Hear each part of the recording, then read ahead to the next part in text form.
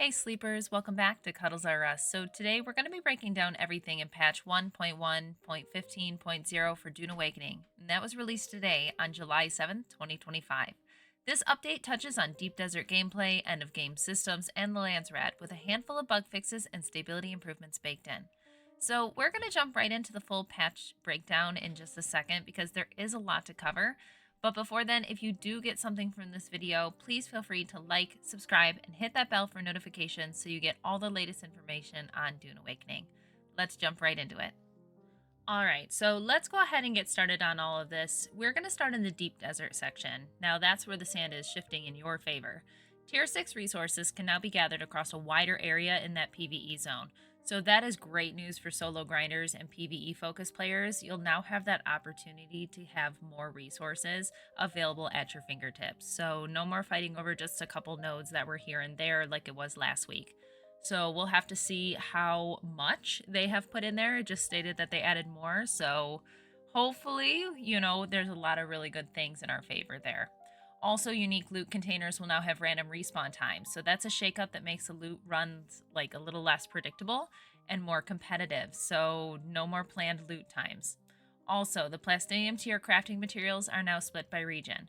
Imperial Testing Station, caves, and shipwrecks each drop their own components, but fallen shipwrecks and buried treasures still give a mix from any zone, making them valuable wildcard targets.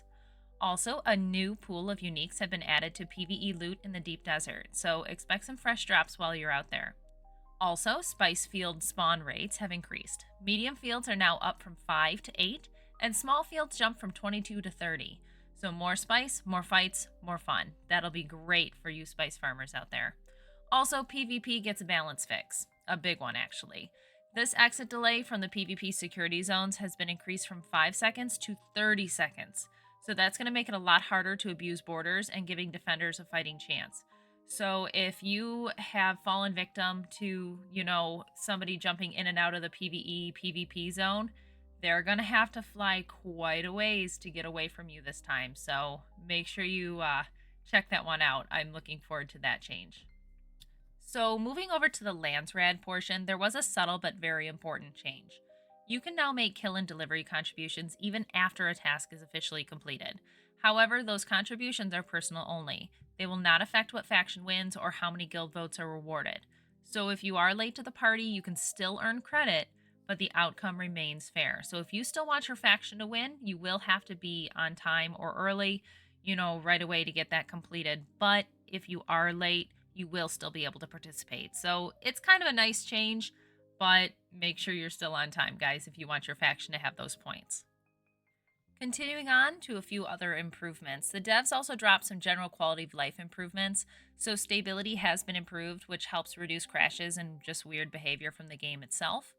Also, the sandworm is now less likely to push your vehicle through the terrain, so that's still terrifying, but I guess just a little more polite of him. Also, a new audio alert plays when you enter or leave a PvP zone, so it's subtle, but it will help you stay alert and avoid unintentional fights.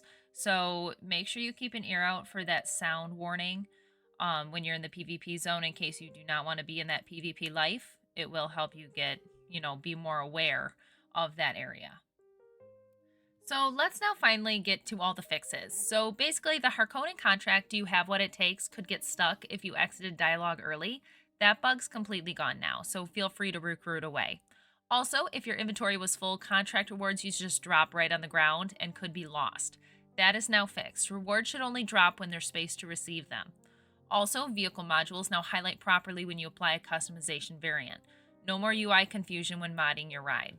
Also, pentashield surfaces no longer overlap improperly, making base defenses a lot more stable.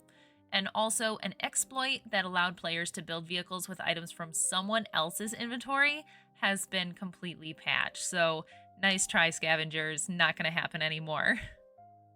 And that is everything in patch 1.1.15.0 for Dune Awakening. So whether you're farming spice, chasing endgame loot, or climbing the political ladder in the Landsraad, this update gives you more tools, more loot, and better stability overall. So let me know what you think of the new PvE balance, or if the PvP zone change helped your squad hold the line. Don't forget to like, comment, and subscribe to Cuddles R Us for more Dune coverage, updates, and deep dives. Until next time, guys, watch the skies, dodge the worm, and stay sharp in the sand. Bye, guys.